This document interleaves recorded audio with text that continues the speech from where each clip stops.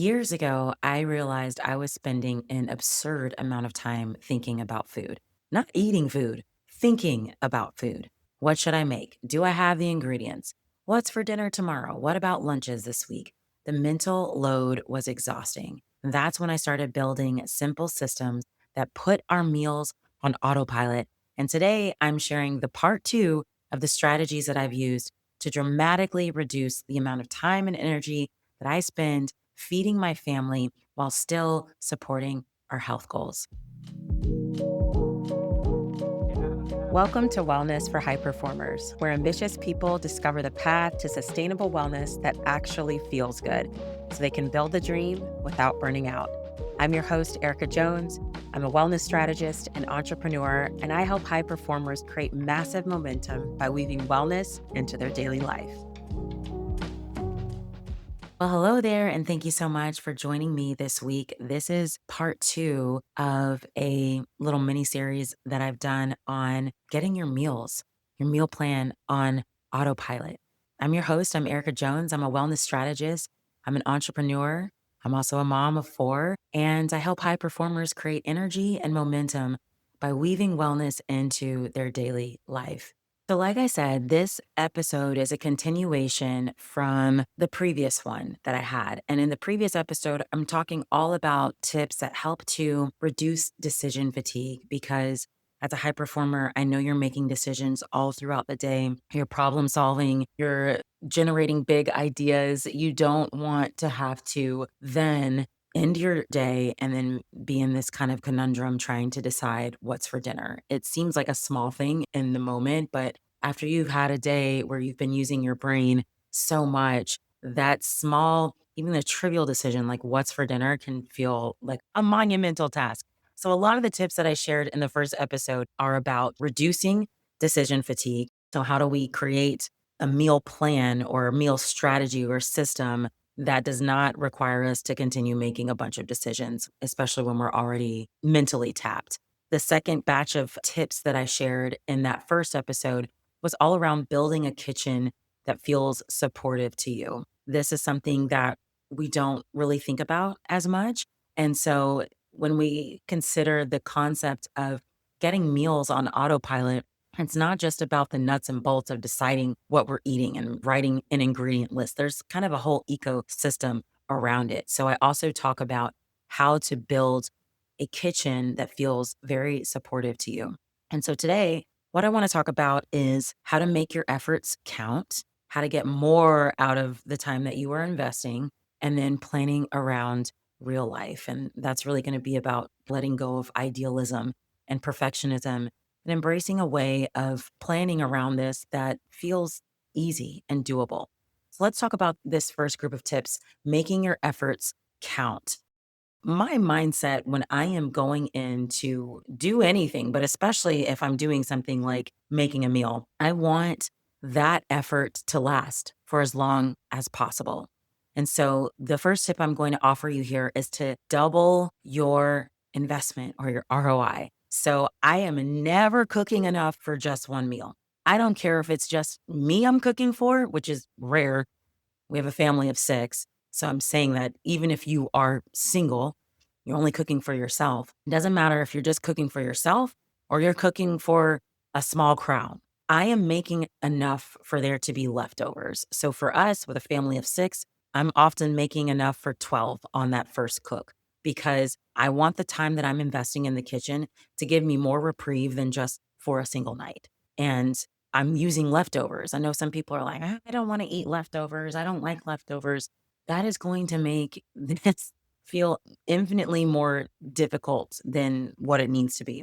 But if you're like, I cannot eat leftovers, then I would say probably looking into something like those meal delivery plans. I've never tried one of those, but my nanny actually is using one right now and the food looks pretty good there. But they just like deliver you your ingredients every single week, and that helps to solve it. But for folks that are okay with leftovers, my recommendation is to double your portions. So every time you're cooking, if you have a family of four, you're not just cooking for four, you're doubling the recipe to make enough for eight. The other recommendation is to freeze leftovers. Absolutely hate wasting food, especially if I cooked the food. So if I make something like a soup, and let's say we've enjoyed it for a couple of meals and nobody really wants to eat it again, I don't toss it. I take that soup and I'll freeze it in mason jars. And doing this allows me to build kind of like a backstock of freezer options that I can take out and unthaw whenever I need them. And then I've got dinner ready with little to no effort. I have done this with everything from making quiche that freezes very well. Like if I decide, oh, I'm going to make a quiche on a weekend, I'll make an extra one. Then I'll freeze it. And that way we have another meal. I can serve it with a side salad or something like that. Or I've done this with casseroles like lasagna that freezes very well. And I'll have like a homemade nice lasagna to take out of the freezer at another time. So, yes, make enough for leftovers, but also even beyond that, freeze your leftovers. That helps to build that backstock of food for you. Another thing that I love to do is save my protein shakes. So we make protein shakes or smoothies regularly, a couple days a week in the morning for sure. For breakfast, we'll have them. And I just find that they're fabulous as an afternoon snack, especially if I've been in deep work. I feel like my brain is just a little thirsty for nourishment. I love to go upstairs and grab leftovers from the smoothie that we had made that morning because it's already nutrient dense. And then I am refueling my brain with very little effort. I just open the fridge, I take out the smoothie, I pour it in a cup, and I'm drinking it. It's literally hardly any effort. So that's another way that you can have just like a healthy snack on hand is by making extra of those protein shakes if you're already doing those. Get your kids, your nanny, your household help to support you if you have that option. If you have kids that can handle chopping vegetables or prepping the food in any way, get them to help, bring them into the process. This really helps to foster a sense of responsibility and teamwork as a family. And it's also an opportunity to bond with your kids as well. If you have a nanny or household help, even like a mommy's helper, asking them to chop some onions or mince the garlic for you, help to prep your ingredients so that they're ready for you for dinner time. That can help shave off, an extra 10, 15 minutes. We had a chef that would come in for 4 hours once a week. It was on a Wednesday night, and she would make 3 to 4 meals that we could eat over the next several days.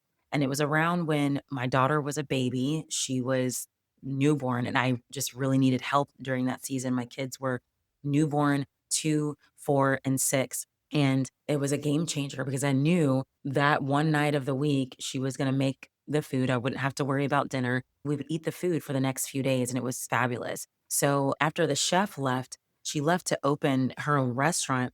We ended up paying our nanny extra to help with cooking the meals on Wednesday. And it was fabulous. It was really a great way that we could work together with her. So thinking outside the box can help a lot as well. Okay, the other thing that I'm going to recommend, and I might get a lot of flack for this, but that's okay, is don't make separate meals for your kids. This is one of the things that can create burnout so fast. If you have to make a separate, quote unquote, kid friendly meal for your children every time you eat, that's going to get old really, really quick. Our children eat what we eat. I'm not making separate chicken nuggets or grilled cheese or mac and cheese or whatever people deem to be quote unquote kid food. One, because I know that that's going to create a strain for me from a task perspective and just like a mental load, but it also trains them to have a palate that prefers this kid food, if you will, and it reinforces picky eating. So they eat what we eat. And I believe it builds character in them because they realize that they don't get their way all the time. And I grew up in a household where my mom was like, this isn't a restaurant. She would repeat that all the time. I was actually laughing with her early last month on Mother's Day. I had the opportunity to spend that time with her. And I was just chuckling with her about some of the things that she used to say that I now find myself saying repeatedly over and over again to my children, especially when they were little. And I was kind of just trying to lay down the rules and set the expectations. This isn't a restaurant was one that I would come back to over and over again. And it's not to say that, I'm going to serve something that I know my family hates and, just tough it up and eat it. This isn't a restaurant, like that kind of thing. No, it's not about that. I definitely am putting in the effort to make meals that I feel like the whole family will enjoy, but I do not make a separate meal for my kids because they might prefer something different. I have some very rare exceptions to this. So some of mine don't prefer to eat salmon, which I believe can be more of an acquired taste. I guess some foods are. So I'll use a different protein like chicken on the nights that we have this, but it's going to be prepared in the same way that I make the salmon. So if I am grilling the salmon, I'll grill the chicken as well. Or if I'm pan cooking the salmon, I'll do the same with the chicken. So I make it so that it's not extra work for me. That's one that I just wanted to throw out there. Sometimes we're exhausting ourselves because we're trying to bend over backwards for our kids, and sometimes boundaries can help around that. So, that is the end of this kind of section on making your efforts count. Now, the next batch of tips I want to give you is just around planning for real life. And I think this is so important because sometimes we lose the plot on the whole thing of nutrition and the meal plan, that it's not supposed to be about perfection or idealism or some kind of aspirational goal. That's great if you do have aspirational goals around your meals. And let's say you want to make a new meal or something every week, that's wonderful. But just make sure that that fits and aligns with your daily life and it's not creating tension with the practicality of it. So, my first tip in this section is going to be to have emergency options. This is for those times when your meal plan falls through, and it will happen. You might forget to unthaw the protein, or you might forget that you have to work on a special project that evening. And so that is bleeding into your cook time. Whatever the reason is, you want to have a backup plan because this is going to allow you to have a fallback. And if you plan this ahead of time, then you're much more likely to choose an option that aligns with your health goals rather than just being like, okay, I guess we're ordering pizza because I don't have a plan. So your emergency plan can be freezer meals that are stored. I talked about that already. So that's like you keeping that back stock that's growing of those meals. Take and bake meals. I love this. We have a couple of places nearby that make great food. Things like casseroles and chicken pot pies that can easily be frozen and baked later.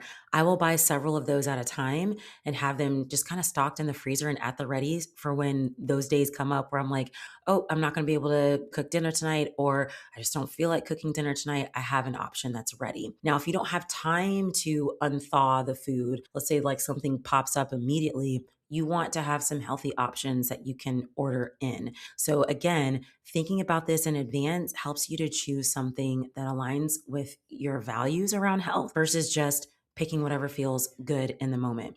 Now, the goal with these options is not that they are perfect.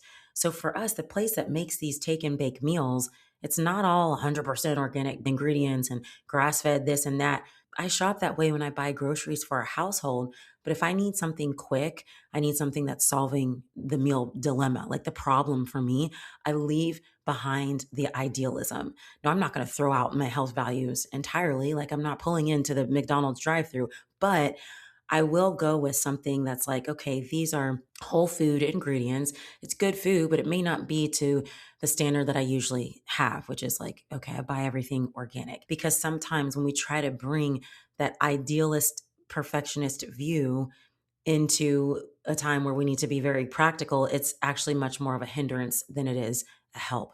Another thought to have is an emergency meal option is to make a super easy meal. So, again, I think in the last episode, I was talking about embracing unconventional ideas for different meals. So, like you have your dinner for breakfast, etc.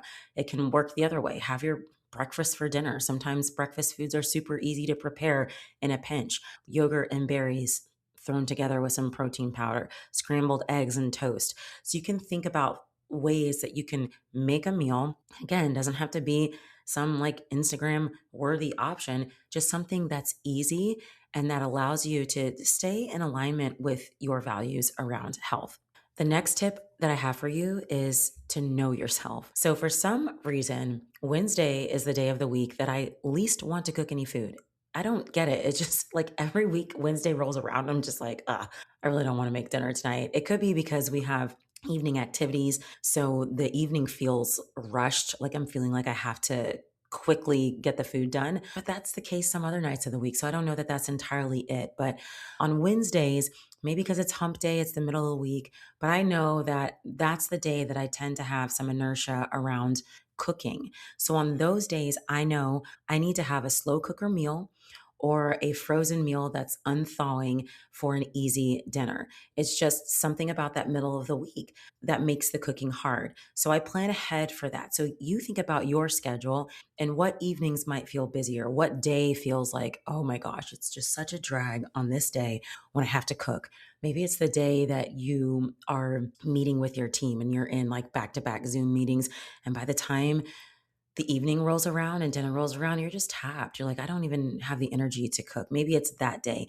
So just think about your week, know your schedule, and try to anticipate where you might be needing things to be a little bit easier. The other thing that I would mention is to let go of perfection. And so I mentioned this in some of the other tips, but thinking about wellness as a journey and not a marathon and not a sprint is really important. And if you're starting a new habit, starting with baby steps is key because it helps you to build that momentum. And when that momentum starts to build, you feel like you're getting traction, you feel like you're being successful, and you are able to be consistent over the duration instead of what a lot of people do is they kind of stop and they start. It's like a boom and bust approach. So I recommend if you're someone who is like, I don't have any structure around meal planning right now. I've just really struggled with this. Maybe you just start with one or two meals a week that are planned out and cooked. You don't have to go like crazy at first and say, okay, I'm going to plan out every single meal for the next 7 days and all the ingredients. And, it gets overwhelming for people at times. So consider this your permission if you needed it. Maybe you don't, but if you needed it, consider this your permission to start slow and build in a way that feels doable, that feels like, yeah, I can be consistent with this over time. Because the goal here is not to be a person who loves to plan perfect meals. Your goal is to build a system that can work for you even when you don't feel like cooking or when your schedule will not allow you to do so. Once you have that system for you, mealtime stops becoming super stressful, or maybe it's a reminder that you're failing because you've ordered DoorDash for the third time this week and it's only Tuesday. You'll shift into feeling more empowered because you're taking control of this part of your health instead of feeling like a victim to the constant question of what is for dinner. So I hope that this has been super helpful for you today. I hope you're leaving this time feeling more clear on your next step and feeling more empowered to move forward with making your meals automatic. If this episode helped you, please feel free to leave me a review wherever you listen to podcasts. Thank you so much for listening, and I'll see you in the next one. For deeper conversations like this, join me at elevays.com. That's ELEV as in victory, AYS.com. And get on the list for my weekly newsletter. It's called The Elite Edge. It's where I share insights you won't find anywhere else. I'll see you in the next episode. But until then, make time for what matters.